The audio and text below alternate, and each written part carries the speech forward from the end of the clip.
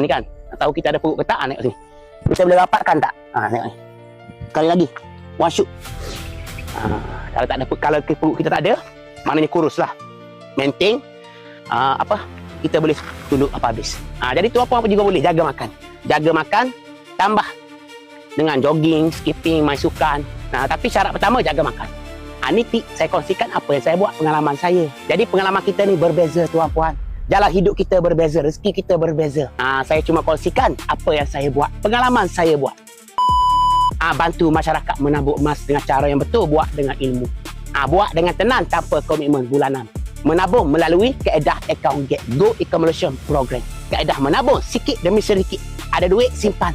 Hanya serendah 100, serendah 1 gram dalam akaun kita sendiri. Sebab tu, nak mula menabung tuan-puan kena buka akaun emas percuma. Menabung dalam akaun tuan-puan sendiri supaya kita jauh daripada benda yang bukan-bukan. Beli direct dengan syarikat Public Go. Jangan nak guna orang tengah.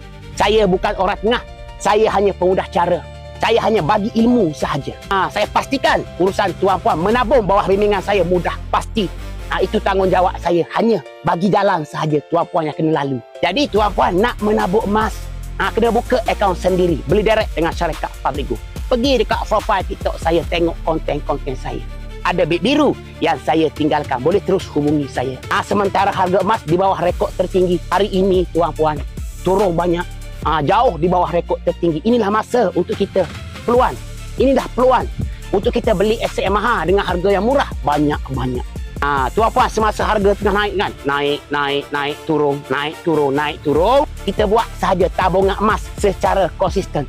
Contoh 1 gram 1 bulan, 1 gram 1 bulan, 1 gram 1 bulan. Jangan pernah berhenti. Tapi, sekiranya harga emas turun banyak, itulah masa kita beli aset yang mahal banyak-banyak dalam bulan tersebut. Tambah tabungan diri keluarga.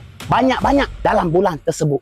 Contoh 3 gram, 4 gram, 10 gram dalam bulan tersebut. Semasa harga emas turun. Jadi, itulah apa yang saya belajar sepanjang bimbing masyarakat menabur emas.